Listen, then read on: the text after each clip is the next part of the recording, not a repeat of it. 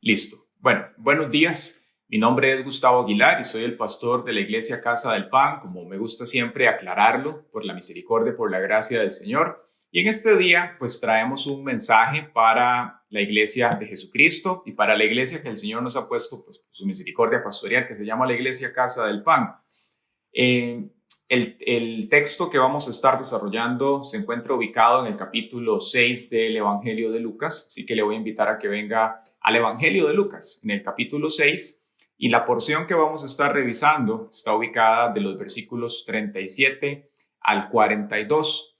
Así que por favor, vamos a la escritura, Lucas capítulo 6, del versículo 37 al 42. El tema de este mensaje es cómo ser un cristiano congruente. Así que este es un tema que creo que a todos, independientemente de la edad espiritual en la cual estemos y a través de las edades, es algo que nos tiene que llamar a nosotros la atención y llevarnos a reflexionar con respecto a de qué maneras nosotros tenemos que mostrarnos y cómo debemos ser pues, una iglesia congruente, un cristiano congruente. Veíamos hace 8 días y durante estas semanas este texto. Hemos estado estudiando el Evangelio de Lucas y veíamos cómo el Señor, en el versículo que está antes de comenzar en la sección de hoy, el 37, es decir, el 36, Él termina diciendo lo siguiente: porque Él, hablando del Señor, es benigno con los ingratos y con los malvados. Por lo tanto, sean compasivos, como también su Padre es compasivo. Y cuando nos ubicamos en el texto, es decir, cuando vemos el ámbito en el cual este mensaje está siendo entregado, nos damos cuenta de que esto pertenece a una serie de enseñanzas que Jesucristo en un momento pues estuvo compartiendo con sus discípulos, con los apóstoles, las cuales pues tenían, decimos, un carácter fundamental, es decir, el Señor les estaba transmitiendo a ellos lo que eran o lo que son las normas por las cuales un cristiano se tiene que regir, cómo se supone que un hijo de Dios se proyecte hacia la sociedad, cómo tiene que tratar a un creyente, cómo debe tratar a un inconverso, a los enemigos, etcétera. Leemos el texto entonces para comenzar a desarrollarlo. Versículo 37 dice: no juzguen y no serán juzgados, no condenen y no serán condenados, perdonen y serán perdonados, den y se les dará una medida buena, incluso apretada, remecida y desbordante, porque con la misma medida con que ustedes midan serán medidos. Les dijo también una parábola: ¿acaso un ciego puede guiar a otro ciego? ¿Acaso no se caerán los dos en algún hoyo? El discípulo no es superior a su maestro, pero el que complete su aprendizaje será como su maestro. ¿Por qué miras la paja que está en el ojo de tu hermano y no miras la viga que está en tu propio ojo? ¿Cómo puedes decirle a tu hermano: hermano, déjame sacarte la paja que tienes en tu ojo, si no ves la viga que tienes en tu propio ojo? Hipócrita, saca primero la viga de tu propio ojo, y entonces podrás ver bien para sacar la paja que está en el ojo de tu hermano. Muy bien, decíamos que el título del mensaje es cómo ser una iglesia o un cristiano congruente. Definamos primero qué es congruencia. Cuando uno busca esta palabra en el diccionario, pues congruencia dice lo siguiente, el diccionario al respecto de la misma. La congruencia es la conveniencia, coherencia o relación lógica que se establece entre distintas partes. Otra definición del concepto es el siguiente: la congruencia puede observarse en la relación de coherencia que hay entre las acciones de una persona y aquello que predica. Muy interesante porque nosotros como hijos de Dios, en este contexto en el cual estamos hablando hoy, como hijos de Dios, pues tenemos un mensaje que llevamos a la sociedad, que llevamos allá afuera. Y ese mensaje, pues claramente va en función no de lo que nosotros somos, sino de lo que Cristo ha hecho en nosotros, de lo que es Jesucristo, el mensaje que Él trajo a la tierra. Ese es el mensaje que nosotros básicamente replicamos a la sociedad. Y aunque no somos perfectos, la palabra de Dios nos enseña pues que somos perfectibles. Con el paso del tiempo, por la operación de lo que Dios va haciendo en nosotros, vamos siendo transformados. Y esa transformación pues se comunica, se expresa de manera verbal, de forma averbal también, es decir, nuestras acciones van a transmitir un mensaje. Y la sociedad como tal pues está ávida de ver en el mundo genuinidad, de ver en las personas algo congruente, algo coherente. Y cuando no lo encuentran, el ser humano, pues básicamente, naturalmente está hecho para rechazar esas cosas. Por tanto, nosotros como hijos de Dios es muy importante que aprendamos a ser una iglesia congruente, coherente en lo que estamos diciendo, en lo que creemos y en cómo nosotros también nos comportamos. Los cristianos hoy en día delante de la sociedad pues son acusados de ser intolerantes, de juzgar, incluso de hipócritas. Y cuando vemos esto en la Escritura nos damos cuenta que Cristo nos enseñó que nosotros debemos juzgar. Acabamos de leer en la Escritura que dice que no condenen, que no juzguen. Vamos a ver de qué está hablando el Maestro Jesucristo aquí. Cristo enseñó que debemos juzgar, pero antes de hacerlo, Él enseñó que hay pautas, hay un contexto y condiciones para poder lograrlo. Es decir, el Señor no está aquí en contra de la acción de juzgar, vamos a ver de qué está hablando exactamente, pero también nos dio una manera para poder realizarlo. Juzgar como tal, pues tiene una importancia no solamente en el ambiente o en el ámbito espiritual, sino también en todas las cosas de la vida. Nosotros juzgamos diariamente. Usted juzga si debe comerse una fruta o se va a comer una dona. Usted juzga si tiene que seleccionar irse por una ruta o por otra. Juzgamos con respecto a la ropa que nos vamos a poner. Todos los días usted y yo emitimos juicios de diferentes tipos con respecto a las cosas que estamos viendo.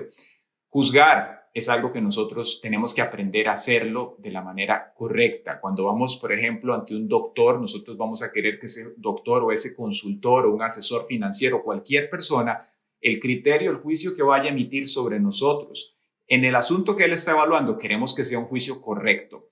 Sin embargo, nos damos cuenta de que hoy estamos en una sociedad que está obsesionada, obnubilada con el término tolerancia. Y muchas veces esa idea un poco floja verdaderamente funciona como una barrera en la cual muchas personas pues no saben qué hacer. Yo debo juzgar estas acciones o a esta persona. ¿Cómo se supone que yo evalúe? Podemos intercambiar esta palabra por juzgar lo que acaba de acontecer o lo que acabo de escuchar o lo que esta persona está diciendo en su TikTok o a través de ese video o en Facebook, etcétera. ¿Cómo se supone que nosotros evaluemos? Dentro y fuera de la iglesia, porque hay dos ámbitos claramente para hacerlo, ¿verdad? Entonces, la Escritura nos muestra que evaluar es bueno, ¿verdad? Es bueno y es correcto. También la importancia de juzgar es que nos muestra una faceta de Dios como juez. La palabra dice que nosotros estábamos destituidos de la gloria de Dios. Había un juicio, que estábamos condenados a estar apartados de Él. El entender a Dios como juez nos ayuda también a nosotros a poder ubicar la importancia de la acción como tal, es decir, el juzgar. Y también últimamente o en última instancia, y de lo más importante, aprender a juzgarnos, a evaluarnos a nosotros mismos en relación con lo que el Señor ha enseñado con respecto a la fe, cómo estamos colocados, nuestro pie de apoyo en la doctrina, cómo estamos caminando en las cosas del Señor. Pero decíamos que hay una sociedad hoy que el cliché que tiene es pues no juzgue, ¿verdad? No juzgue para que no sea juzgado.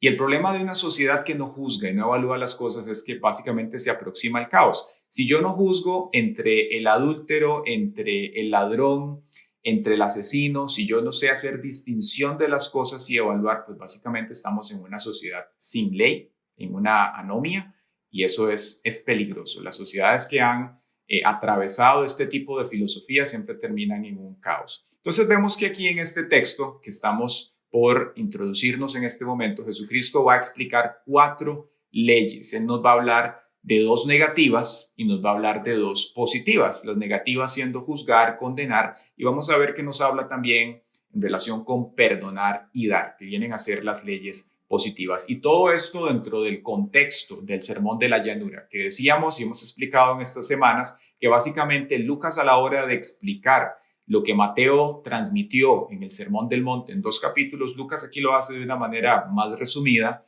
en menos versículos. Entonces, muchas veces nos vamos de pronto a apoyar en textos paralelos de cómo Mateo lo transmitió a aquella audiencia judía claramente, a diferencia de Lucas que lo hacía una audiencia principalmente a Teófilo, que era alguien que no era parte de la comunidad judía, pero que era una persona que estaba conociendo lo que era el cristianismo, ¿cierto? Entonces, comencemos con el versículo 37. Nos dice lo siguiente: no juzguen y no serán juzgados. En Mateo podemos ver el paralelo de este texto en Mateo capítulo 7, versículo 1, y dice lo siguiente: no juzguen para que no sean juzgados, porque con el juicio con que ustedes juzgan, serán juzgados, y con la medida con que miden, serán medidos. Esta es una de las frases más populares en el mundo de Jesús, ¿verdad? Que se menciona en el mundo, sin embargo, es de las menos entendidas. Es muy común usted escuchar en el pensamiento popular personas que hablan de esto y digan, no juzgue para que no sea juzgado, o a mí nadie me puede juzgar, solamente Dios, o usted no se meta en eso porque solamente Dios conoce el corazón, usted no puede juzgar esta persona o esta acción. Y nos vamos a dar cuenta que a la hora de revisar este texto, pues no es de eso de lo que la Escritura está hablando, es otra cosa completamente.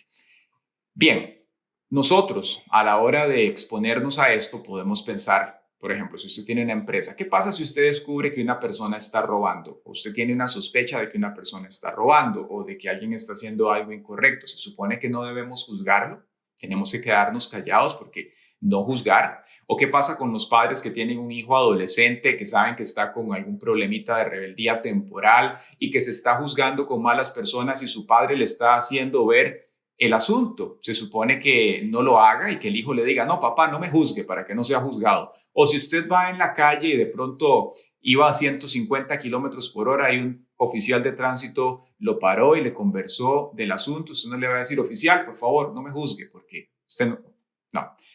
Constantemente se tienen que emitir juicios, tanto en el ámbito secular como en el ámbito espiritual. Y nosotros tenemos que aprender, bueno, cómo se efectúa, ¿verdad? Cómo se hace un juicio, de qué manera se supone que nosotros lo tenemos que hacer y cómo no hacerlo, ¿verdad? Jesucristo aquí no se refiere a juzgar, vamos a aprender lo que son cada una de estas palabras, juzgar y condenar, sino la manera adecuada de hacerlo.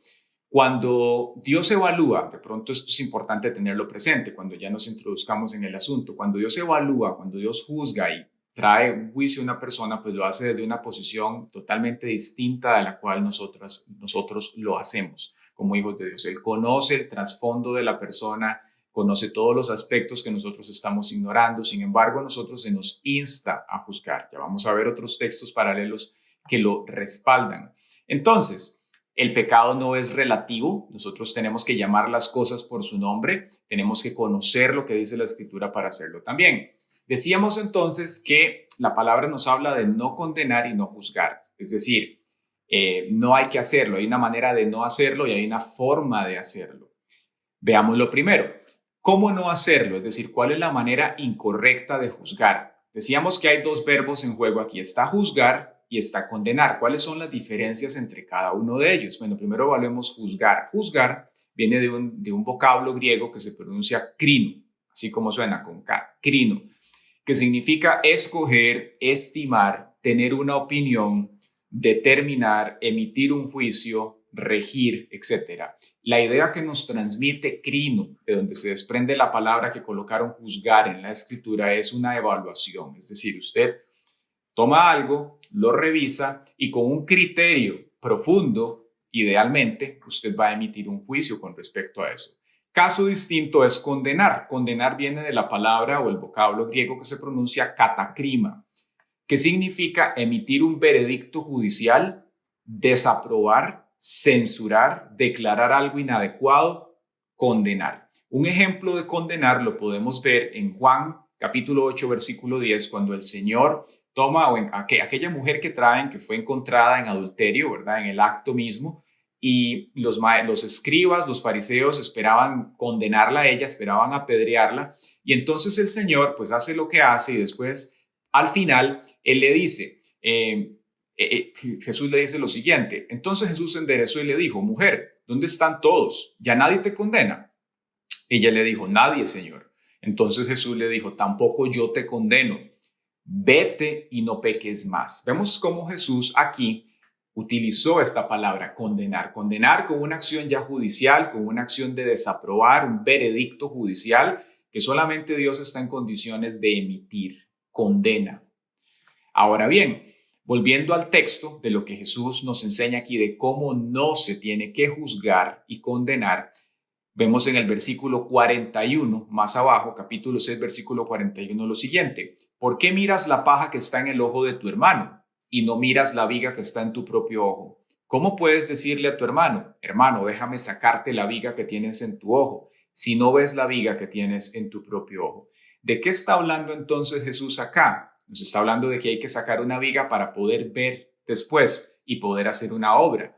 Nos está hablando del juicio hipócrita, es decir, cuando una persona condena algo que esa persona hace también. Es decir, es como que venga un ladrón, una persona que sabemos que practica este tipo de pecados, y venga a intentar corregir a otro ladrón con un aspecto similar. Eso es un juicio hipócrita, que era algo que los fariseos hacían constantemente. Por eso el Señor les decía, hagan como ellos dicen, pero no como ellos hacen. Porque ellos, muchas de las cosas que estaban en la palabra las habían enseñado de una manera incorrecta, y además también eran hipócritas en la manera en la cual lo hacían. El cristiano, primero que todo, esto es otro de los puntos de cómo no se juzga. El cristiano no juzga al inconverso. Es decir, cuando nosotros hablamos de juzgar, como hijos de Dios podemos evaluar gente creyente o personas que no han conocido al Señor. El cristiano no juzga al inconverso por su pecado. Es decir, si un oficial viene a hacerle a usted un parte porque usted de pronto iba más rápido de lo que se suponía, y si es cierto, usted tiene que aceptar el parte. Si no es cierto, usted tiene que juzgar lo que digamos que era inconverso tráfico le está diciendo. Pero no se trata aquí de juzgar acciones normales, nominales de la vida. Aquí estamos hablando de asuntos espirituales. El cristiano no juzga al inconverso, es decir, yo no puedo comenzar simplemente a criticar a la sociedad por las barbaries que están haciendo, por el desenfreno, que qué barbaridad, que esos desfiles que están realizando, porque es gente inconversa. Al inconverso se le predica. ¿Qué dice la Escritura? Primera de Corintios 5:12 dice, no es mi deber juzgar a los de afuera, pero sí es responsabilidad de ustedes juzgar a los que son de la iglesia y están en pecado. Dios juzgará a los de afuera. Podemos ver aquí muy claramente cómo dentro de la iglesia, en el marco de la cristiandad, nosotros no tenemos que estar juzgando a un inconverso porque son personas que, como dice en el libro de Jonás, no disciernen la derecha de la izquierda, no ven las cosas espirituales, están ciegos. Por tanto, nuestro deber hacia ellos es predicarles, hablarles del Señor. ¿De qué maneras? Otra manera en la cual no debe juzgar un cristiano. Bueno, el cristiano no puede juzgar de una manera superficial, es decir, emitiendo un juicio superficial.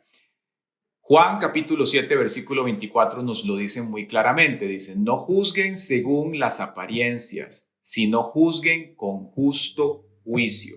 Podemos ver aquí que Jesús pues no se contradice. Vamos a comprobar cómo el Señor nos enseña la forma de juzgar. Cuando uno lee el texto y lo deja solo, sin entender el ámbito en el cual fue entregado, y usted lee que dice, no juzguen para que no sean juzgados, la idea aislada que se entiende, divorciada del contexto, es que nadie puede juzgar ninguna cosa, pero no es de eso de lo que el maestro está hablando. A la luz de lo que estamos viendo acá, habla del juicio hipócrita, habla del juicio superficial, como él dice, no juzguen según las apariencias, sino juzguen con justo juicio, es decir, una opinión informada de las cosas, de lo que estaba aconteciendo, con un conocimiento de causa, bíblico, espiritual, vivencial, informándonos de las cosas, no un juicio superficial. Yo no puedo simplemente, es algo que como hijos de Dios tenemos que ver verdaderamente y tratar, formarme opiniones a la ligera de personas y luego comunicarlas. Peor aún,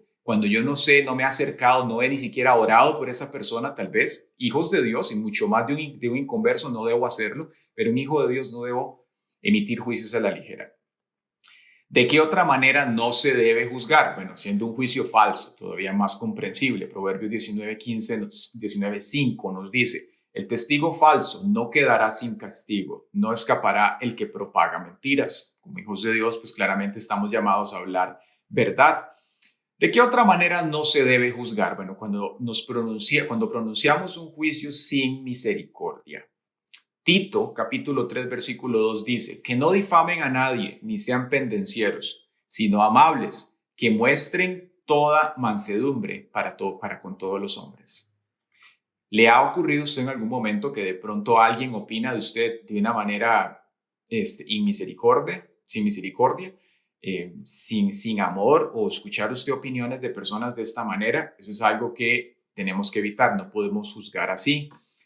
Otra manera en la cual no se debe juzgar es simplemente por murmurar. Muchas veces se entra en este juego de que voy a comentarle esto para orar o voy a comentarle esto que yo he estado recibiendo del Espíritu Santo. Y la intención necesariamente no es orar, no es construir, no es restaurar, es simplemente murmurar. Dice la palabra en Santiago 4:11, hermanos, no hablen mal los unos de los otros. El que habla mal del hermano, habla mal de la ley y juzga la ley. Y si tú juzgas a la ley, te eriges en juez de la ley y no en alguien que debe cumplirla. La ley la ha dado uno solo, el cual tiene poder para salvar y destruir. Pero tú, ¿quién eres para juzgar a tu prójimo?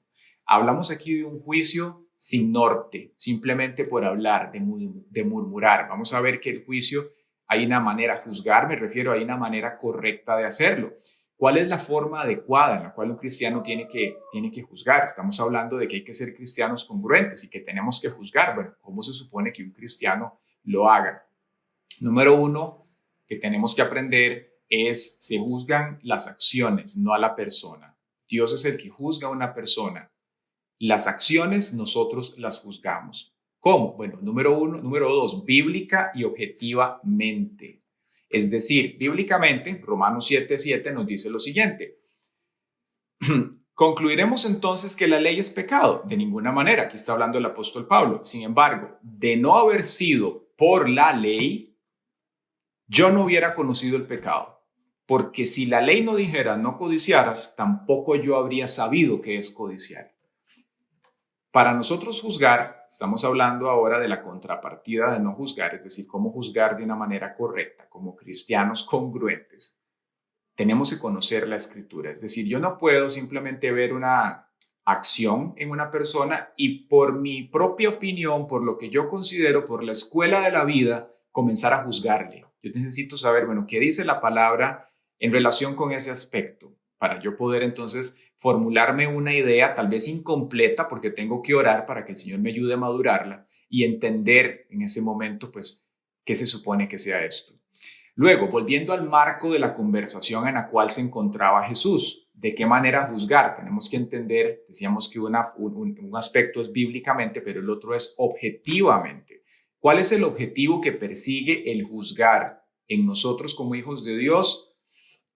Ayudar a la persona, restaurarle.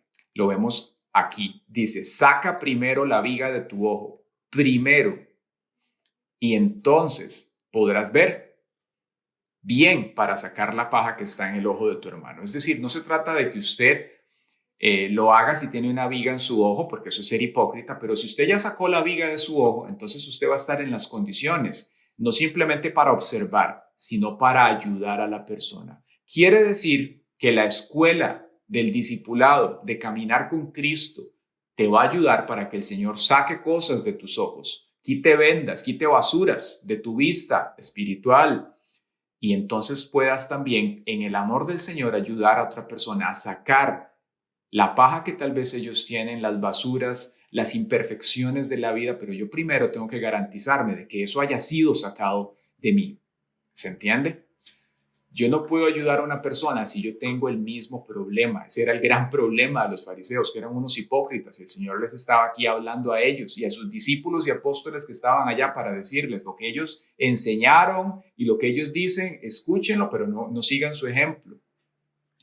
Se refiere entonces, aclarando y nuevamente confirmando el juicio hipócrita. Ahora bien, como personas, todos nosotros tenemos áreas en las cuales Dios está trabajando, temas de pronto de cierto pecado que Dios está trabajando en su vida hoy y que así es. Tal vez hace un año había otras y ya usted ha caminado mejor, ha superado esas áreas. Todos tenemos áreas en las cuales estamos trabajando. El hecho de que seamos imperfectos no quiere decir que no podamos juzgar. A lo que se refiere aquí es que usted primero va a dejar que Dios trabaje en su vida y si usted ha sido una persona verdaderamente restaurada de parte de Dios y con testimonio, entonces usted va a tener de parte de él también la autoridad moral y espiritual para hablar verdad a la gente y que entonces el Espíritu de Dios haga en sus vidas. Amén. Por tanto, esto nos lleva a algo muy importante. Para yo poder ser un vocero de parte de Dios y poder ser una herramienta en sus manos para hablarle a una persona, yo primero tengo que escudriñarme, revisarme, pesarme, juzgarme a mí mismo, sacar la viga de mi propio ojo. Amén. Sacar la viga. Cuando el corazón está limpio, entonces nosotros vamos a tener una base para verdaderamente ser una herramienta que pueda llevar restauración a las personas. Vamos a tener la empatía. Usted se va a dar cuenta que cuando Dios ha trabajado en usted y Dios le ha ayudado a superar un área de pecado, que todos las hemos tenido, usted está tan agradecido, tan compadecido verdaderamente por usted mismo y por otras personas, que usted no va a emitir un juicio de una manera áspera contra la gente, porque usted sabe lo que cuesta caminar con el Señor en ciertas cosas. Usted sabe que solo con la ayuda del Espíritu Santo podemos verdaderamente nosotros colocar nuestras cargas sobre Él, ser fortalecidos en nuestras debilidades. Usted entiende lo complejo de la humanidad y de tener una comunión con Dios. Y entonces usted va a tener también la humildad para poder trabajar con las personas. Y eso nos lleva al siguiente punto. ¿Cómo debe un cristiano de Dios juzgar? Con misericordia y con humildad. Entender a las personas. Yo no puedo sacarle una astilla a alguien de un ojo de una manera brusca. De pronto aquí el Mauricio, el oftalmólogo, nos lo puede decir bien, o sea, y quienes hemos ido a un oftalmólogo que nos revisen nos podemos dar cuenta. Es todo un trabajo delicado donde usted se sienta en la silla, le acomodan su ojito para que puedan revisarlo exactamente. Es algo que se hace con cuidado y el Señor no en vano utiliza el ejemplo de un ojo. Es algo que usted tiene que ser verdaderamente delicado y con guantes de seda a la hora de tratar a una persona. No puede venir de una manera áspera. Es decir, yo tengo que tener empatía, misericordia y saber restaurar con amor. Gálatas capítulo 6, versículo 1 nos dice esto, hermanos. Si alguno es sorprendido en alguna falta, ustedes que son espirituales, restáurenlo con espíritu de mansedumbre. Piensa en ti mismo, no sea que también tú seas tentado. Vean qué claro lo que nos está diciendo el maestro aquí. ¿Cuántos de nosotros tal vez hemos fallado muchísimas veces en alguna cosa? De pronto vemos a alguien que está fallando en algo que nosotros no hemos fallado y podemos juzgarle de una manera áspera, superficial, pero ¿acaso usted no ha tenido otras áreas en las cuales ha caído muchas veces? Cierto tropezadero. Eso nos tiene que llevar a desarrollar entonces mansedumbre, tener verdaderamente compasión de las personas y ayudarles cuando ellos vienen. Decíamos hace 8 días, cuando se acerca una persona que usted ve que ha fallado, bueno, mírese usted en los ojos de esa persona. Es decir, trátelo como usted quisiera ser tratado. Hablábamos de la regla de oro de Jesús. Trátelo como usted quisiera ser tratado. Y entonces usted va a estar en una posición en la cual el Espíritu Santo ya no solamente habrá hecho una obra en su corazón, sino que también va a poder usarle para tratar con otra persona. ¿Cómo debe juzgar un cristiano? Otro aspecto importante es renunciando a nuestra propia opinión. Así como lo oye. ¿Por qué es importante que yo renuncie a mi propia opinión para poder juzgar? El maestro lo dice aquí. ¿Acaso un ciego puede guiar a otro ciego? ¿Acaso no se caerán los dos en algún hoyo? El discípulo no es superior a su maestro, pero el que complete su aprendizaje será como su maestro. ¿De qué estaba hablando el Señor? Estaba hablándole a una audiencia de personas que se habían expuesto a un mal modelaje, como el de los fariseos, a enseñanzas distorsionadas, a personas que tenían de pronto su propia opinión y que juzgaban de una manera superficial y liviana a la gente a partir de su propia opinión. No, es que a mí me parece, es que la escuela de la vida, es que yo he aprendido en los años que tales personas son de esta y esta manera. Ese tipo de juicios superficiales, muchas veces imprecisos y sin fundamento, delante del Señor no se sostienen.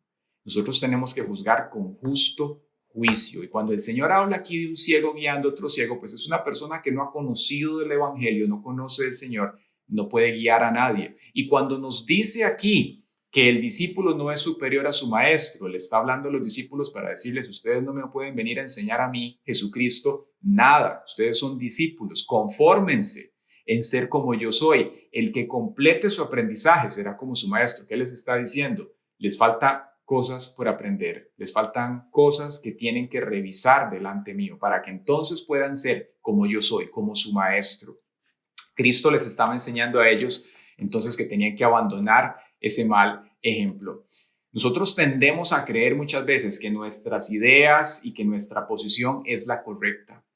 necesariamente. Es que yo creo que mis ideas son mejores que las de tal persona o las de tal grupo. Y eso tenemos que rendirlo. Eso es parte de rendir nuestra propia opinión. Es que a mí me parece, es que yo opino, es que mi mamá decía o mi papá me enseñó tal cosa.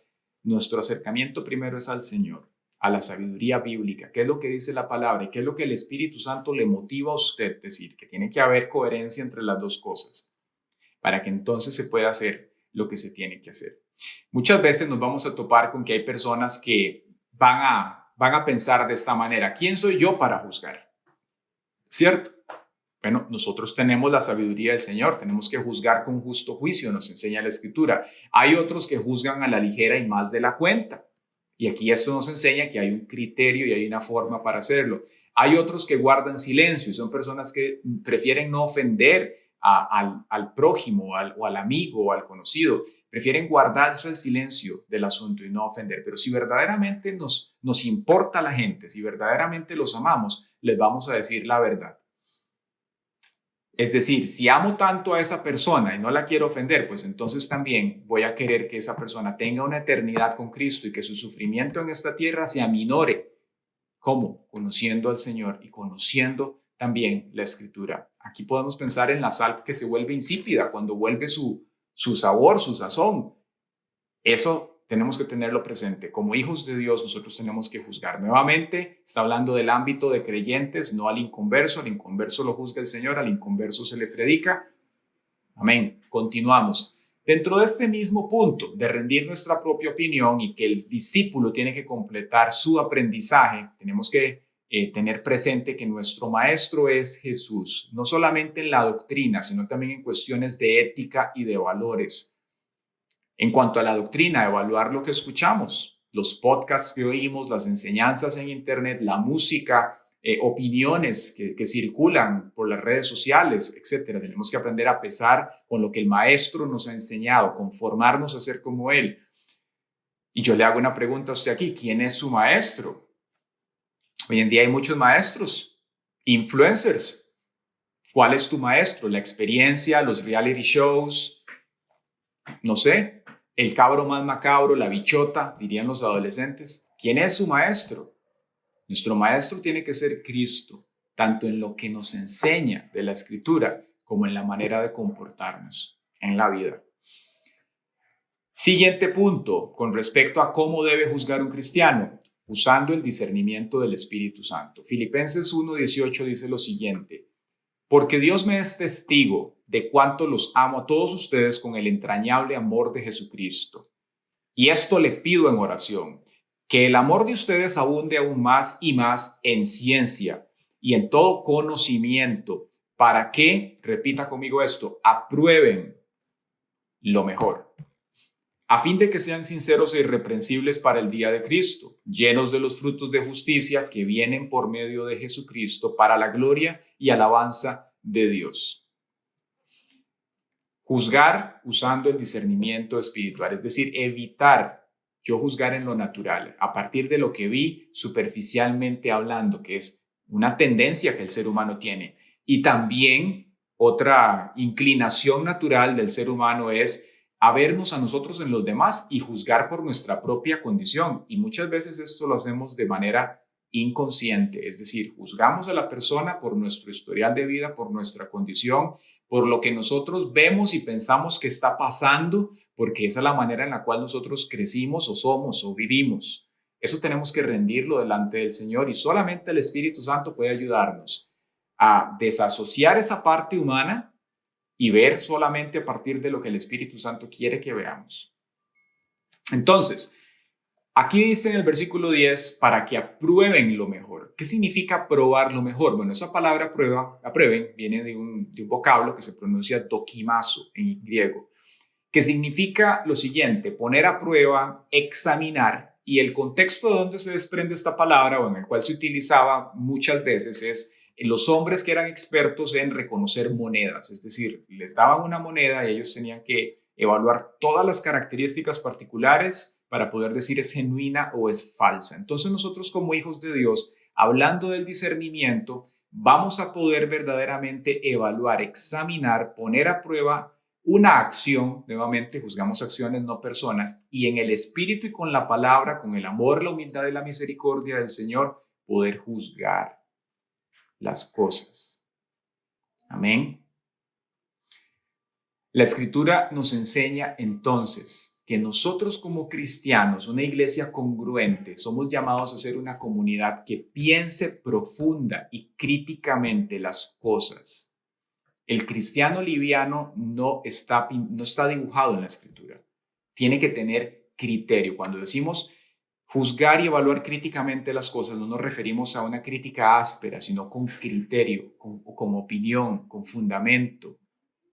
Evaluar las diferentes acciones, situaciones alrededor nuestro. Aún la palabra de Dios nos dice en 1 Tesalonicenses 5:21, examínenlo todo, retengan lo bueno.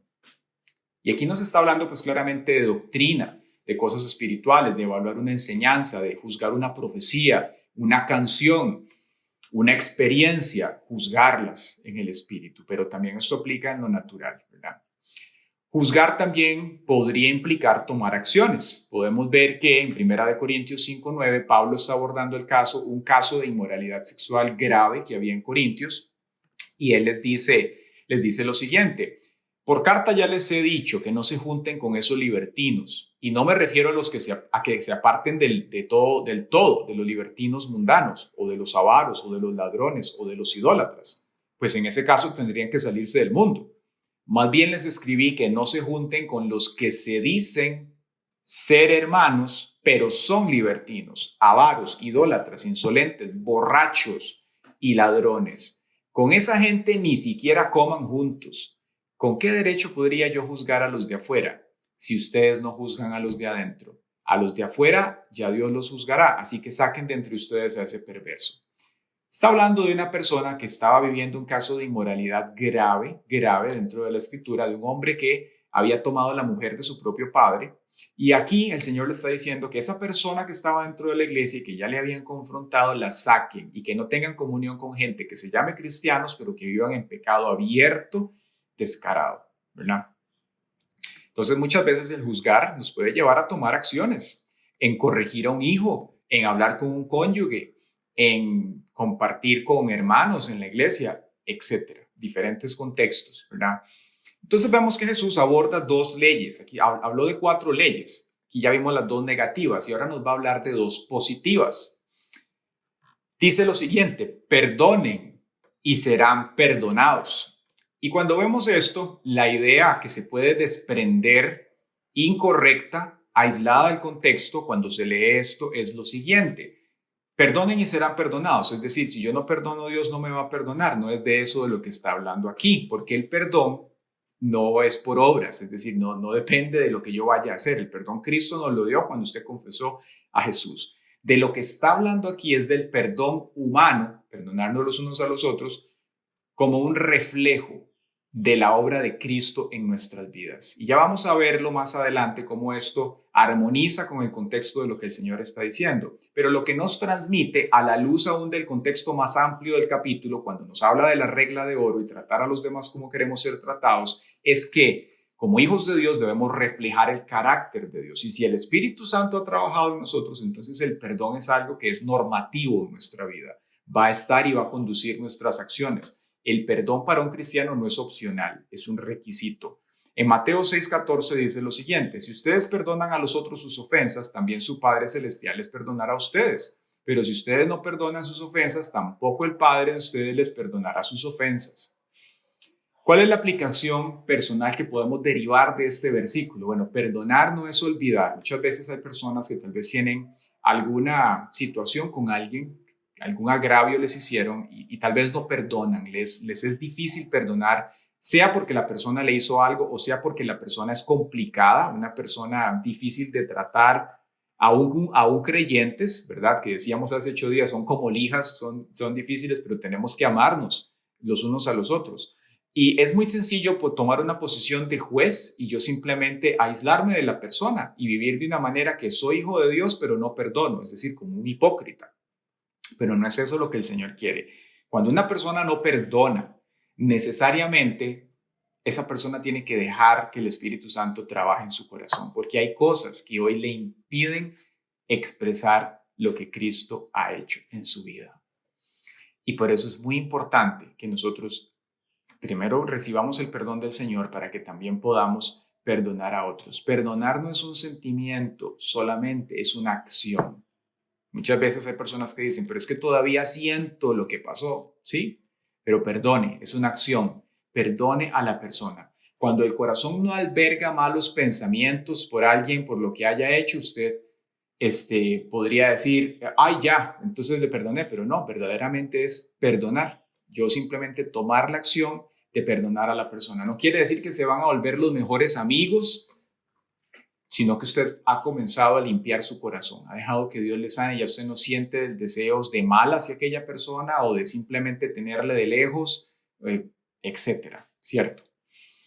Perdonar, si lo vemos en el ámbito de lo que se está diciendo acá, perdonar viene de una palabra en griego que se pronuncia apoulet, que significa soltar, que es justamente lo opuesto de condenar. Entonces él les estaba diciendo, no condenen, más bien perdonen, suelten el asunto, déjelo ir. Amén. La siguiente acción positiva que el maestro presenta aquí es la siguiente: den y se les dará. Entonces, las primeras dos es no juzgar, no condenar. Ya vimos la manera incorrecta de no juzgar. Hay una manera correcta de hacerlo. Condenar, ningún cristiano estamos en posición de condenar. Les habla de que tienen también ellos que perdonar y ahora les va a hablar de dar. Den y se les dará. Y al hablar de dar, pues implica muchas cosas. Cuando uno lo escucha en nuestro contexto occidental y en esta sociedad materialista en la cual nosotros vivimos, inmediatamente pensamos en el dinero, pero no se trata de eso. Cuando la palabra habla de dar, se refiere a muchas cosas. Un ejemplo, Jesucristo, en Juan capítulo 3, versículo 16 nos dice, porque de tal manera amó Dios al mundo que ha dado a su Hijo unigénito para que todo aquel que en él cree no se pierda, sino que tenga vida eterna. Vemos aquí un ejemplo de cómo Dios nos dio todo a partir de Jesús. El cristiano es llamado a dar de lo que Dios le ha dado, fundamentalmente el amor de Dios. Y cuando el amor de Dios está en su corazón, entonces eso necesariamente va a brotar, se va a externar, va a salir y se va a manifestar en amor hacia la persona, en comprensión, en perdón.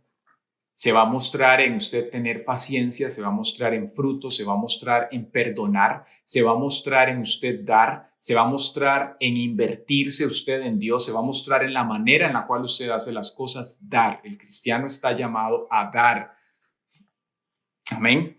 Cuando dice aquí que él dicen, den y se les dará, dice que se les dará medida apretada. ¿De qué está hablando? Bueno, ellos usaban unas túnicas, vimos hace 8 días, usaban dos tipos de telas, digamos que el judío de a pie, la túnica interna y la capa. La túnica interna podemos pensar en una camiseta, pero larga, y entonces ellos podían con esta darle vuelta a digamos que a las esquinas de la parte frontal y utilizarla como una especie de cesto.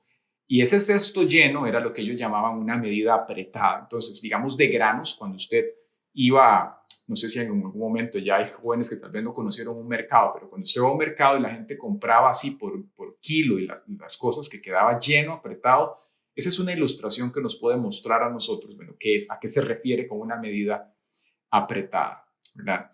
Pero nos habla aquí de inversiones. Dice, dad y se os dará. Y nosotros, como decíamos antes, en esta sociedad materialista, mercantil en la cual vivimos, el tema de la inversión es algo que está muy en tendencia. Todas las personas hablan y el último tema de esto son las criptomonedas y que si Bitcoin, que si Ethereum, cuáles son las mejores criptomonedas para invertir hoy. Y es el tema que hoy a muchas personas les ocupa, pero como hijos de Dios, nosotros tenemos que aprender que la mejor estrategia de inversión en la vida es dar a Dios y a otros.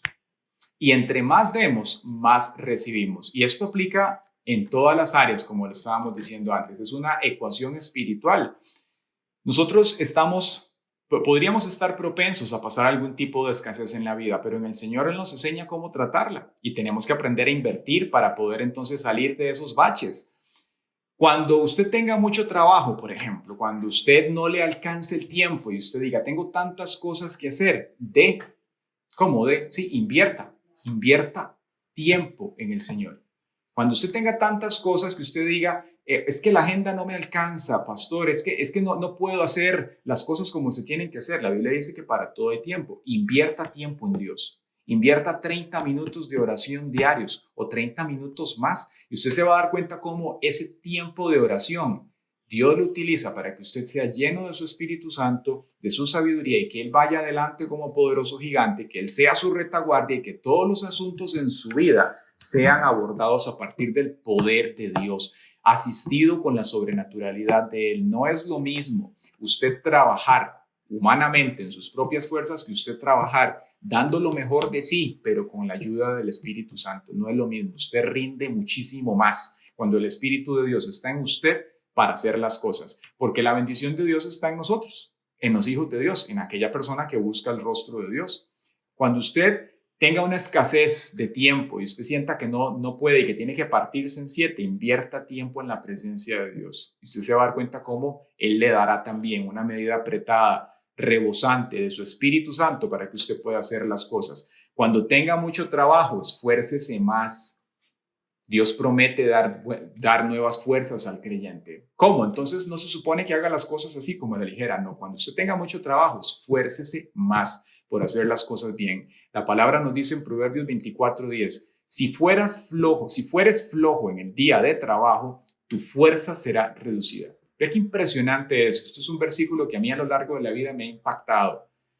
Dice, si fueres flojo en el día de trabajo, tu fuerza será reducida. Quiere decir que cuando Dios permite que esté en contextos en los cuales tiene que esforzarse más. Si usted no hace las cosas bien, si usted no se esfuerza, si usted es flojo, como lo dice aquí, dice que más bien la persona va a experimentar que sus fuerzas se agotan, dice que su fuerza será reducida.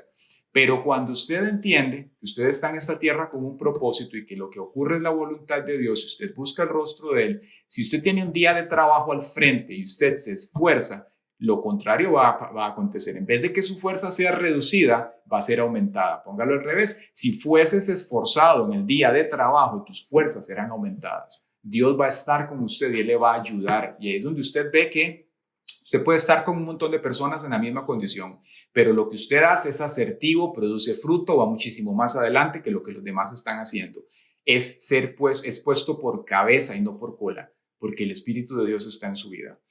Cuando las responsabilidades ministeriales aumenten, no descuide su devocional, dele a Dios, invierta en Dios para que entonces Él también le dé a usted sabiduría, la unción del Espíritu y puede hacer las cosas. Cuando usted no sepa qué hacer en una situación, busque la presencia de Dios, dele al Señor de usted. La palabra de Dios dice, el que esté falto de sabiduría, pídala y Él se la dará. ¿Cómo? En oración, invierta tiempo en oración. Cuando haya escasez o crisis económica, no deje de sembrar o empiece a hacerlo en la obra de Dios, su diezmo y su ofrenda. Lo podemos ver en la Escritura, diferentes ejemplos. Abraham, Dios lo llamó y él sembró en un tiempo de escasez. Isaac sembró en tiempo de escasez. No se comieron la semilla. Más bien, cuando la crisis económica estaba alrededor de ellos, ellos pudieron haber dejado que eso entrara en sus mentes, pero no lo hicieron. Ellos continuaron, más bien dice que sembrando más. Y Dios multiplicó esa semilla hecha en crisis para que dice que en el caso de Isaac diese el 100 por 1. Imagínese usted sembrar hoy que Dios le dé 100 veces lo que usted siembra. Es fe y es el respaldo de Dios.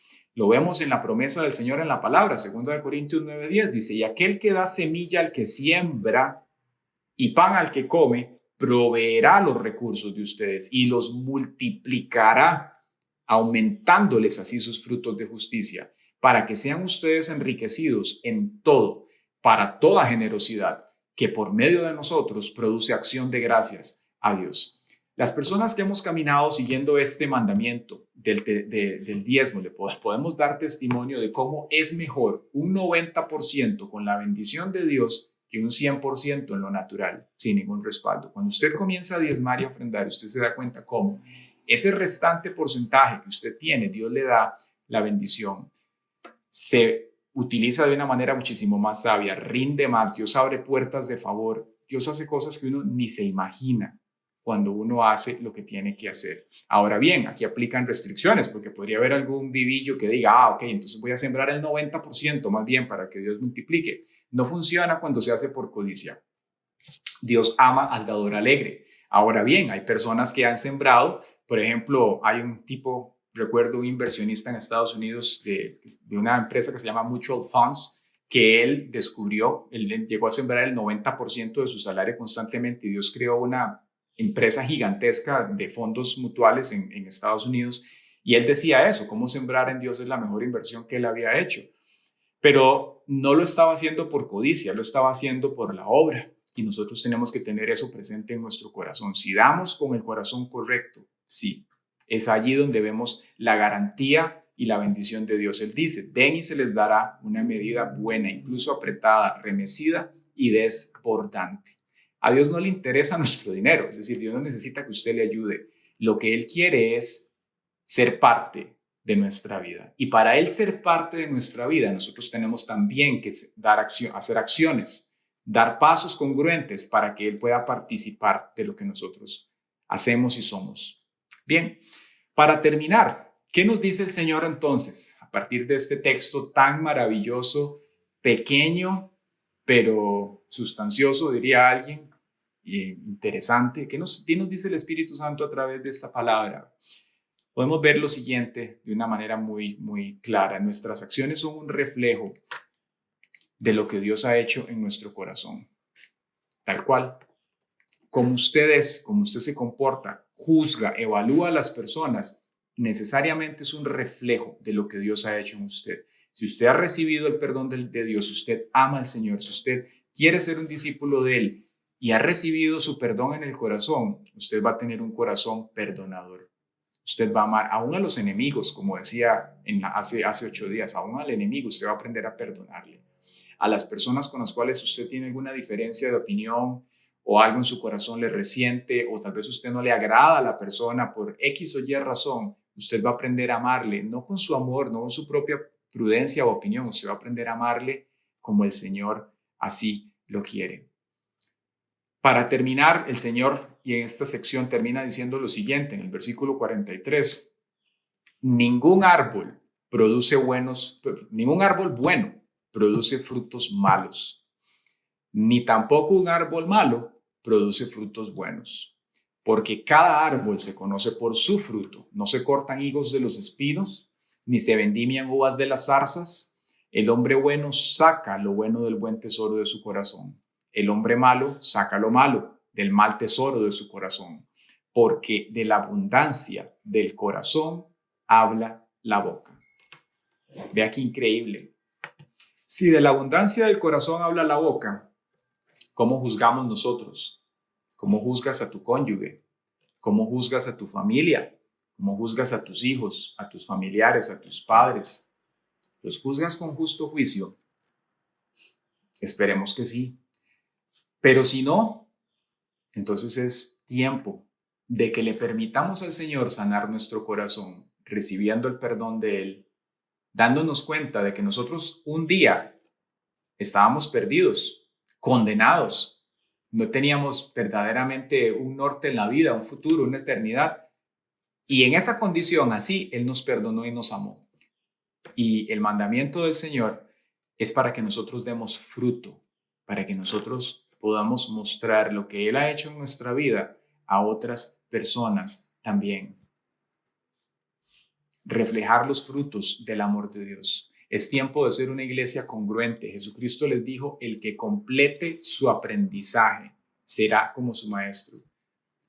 ¿Será que hay alguna lección que todavía nos falta aprender del maestro? A mí me falta mucho. Y creo que todos nosotros tenemos alguna parte en la cual hay cierto aprendizaje que nos falta completar. Pero es el momento de acatar la enseñanza, de hacer las cosas a la manera de Dios, no mi manera. No, es que yo perdono cuando yo quiera, o yo manejo esto como yo quiera. Eso es soberbia, eso es altivez. No es a la manera que usted quiera ni cuando usted quiera, es cuando el Señor lo quiere y a la manera que Él lo ha dicho. Así es como conviene, en un corazón manso. Es tiempo de que oremos y dejemos que el Espíritu Santo saque las basuritas, las vigas. Y algunos dirán, el perlin, pastor, que tengo yo en el ojo. Puede ser, para que entonces puedas ser una herramienta en las manos del Señor para servirle, sí, pero primero por usted, que usted pueda ser libre. Y entonces puedas también ayudar a otros. Y podamos recibir del Señor, invertir nuestra vida en Él para poder recibir esa medida apretada de Él, de su espíritu desbordante, y podamos mostrar a otros el carácter y el amor del Señor también. Así que vamos a orar, vamos a presentar este mensaje y nuestras vidas en el mismo renglón y vamos a pedirle al Señor que haga. De pronto usted está escuchándolo el día de hoy, es la primera vez que escucha del cristianismo. Yo le digo, Jesucristo murió por sus pecados, por absolutamente todos ellos. Y si de pronto usted no le ha entregado su vida a Jesús, es el momento de que lo hagas. Hoy es el día que hizo el Señor. Y que usted le diga, Señor, yo reconozco que soy pecador, yo reconozco que he fallado. Yo te pido, Señor, que perdones mis pecados. Yo reconozco que tú, Jesucristo, eres el Hijo de Dios. Y te pido que hoy inscribas mi nombre en ese libro de la ley y que me enseñes a ser un discípulo tuyo, a ser una iglesia congruente, un cristiano que viva en coherencia con lo que tú has enseñado, Señor. De pronto usted ya conoce del Señor y está aquí escuchando esta palabra y hoy dice, Señor, en mi corazón yo juzgo, yo condeno. Bueno, es el momento de que rindamos eso. Un juicio hipócrita, un juicio áspero, superficial. Rinda eso delante del Señor. No condene, déjele a Dios esas cosas. Él es el único juez. Usted es llamado a juzgar acciones, no personas. Perdone a la gente. Dé también. Dele al Señor lo mejor de usted. Dele al Señor su mejor esfuerzo para que entonces el Señor haga también en su vida lo que Él quiere y que Él ha prometido y que ha hecho a través de muchos años con tantos hombres y mujeres que le han seguido. Oramos. Padre Celestial, te damos gracias por esta mañana. Queremos agradecerte, Dios, por este día. Dios, yo quiero orar por cada persona que está aquí presente en este momento en tiempo real y por aquellos que han de escuchar la grabación también. Y pedirte, Señor, así como tú hiciste en nosotros un día para que pudiésemos recibir tu perdón y perdonar a otros también que tal vez nos habían hecho algún mal, algún agravio. Señor, con ese entendimiento de la obra que tú has hecho en nuestra vida, yo quiero pedirte por cada persona que hoy está aquí, tal vez lastimada, Dios, tal vez agotada, que de pronto, Señor, no quiere tal vez ni acercarse a alguien porque no le perdona ni soporta verle. Yo te pido, Señor, hoy que tú trates con esos corazones lastimados, Señor, heridos, tal vez con alguna cuota de orgullo, pero ¿quién soy yo para juzgar? Tú eres el que conoce el corazón exactamente, Dios. Lo que sí podemos juzgar es esa falta de perdón, que no es lo que tú quieres. Hoy oramos, Señor, para que tú, por la gracia de tu Espíritu, trabajes en ellos, Señor, y les ayudes a sacar esas basuritas de sus ojos, Señor, esas vigas, esas pajas, Señor, que puedan haber allí, para que ya no demos un fruto de espinas, Señor, para que ya no seamos como esa zarza, ese arbusto lleno de espinas, sino que demos uvas, demos higos, demos un fruto agradable, dulce, Señor, un fruto bueno a las personas. Que podamos ser una iglesia congruente, una iglesia coherente, Señor, en el mensaje que llevamos allá afuera. Al inconverso, que tú no nos mandes a juzgarlo, sino a predicarle del amor de Cristo. Y al creyente, que tal vez en ocasiones nos vas a motivar a hablarle de algún aspecto, pero hacerlo en amor, Señor, en humildad, con justo juicio, con una opinión informada, Señor, de lo que tú nos hablas, en mucha oración, Señor, con el discernimiento de tu Espíritu Santo. Gracias te damos, Señor, por este día. Gracias por cada persona que está aquí, por lo que tú estás haciendo, por lo que has hecho, por lo que vas a hacer con cada uno, Señor. Los bendecimos en tu nombre, Padre. Te damos la gloria y la honra a ti, Señor, que eres el único merecedor. Bendito eres, Señor. Gracias te damos por esta mañana una vez más, en el nombre de Jesucristo. Amén. Bueno, hermanos, muchísimas gracias por haber asistido a este culto de manera virtual. Si Dios lo permite y si no hay ningún comunicado adicional de parte del Ministerio de Salud, de hoy en 8 nos vemos en La Uruca, en el recinto de la iglesia. Les invitamos y les pedimos el favor de que por favor compartan este mensaje a través de sus redes sociales, Facebook, YouTube, Instagram, como gusten, para que otras personas puedan escuchar del amor de Dios y puedan acercarse a Él también. Amén. Muchas gracias, que tengan un excelente día. Bendiciones.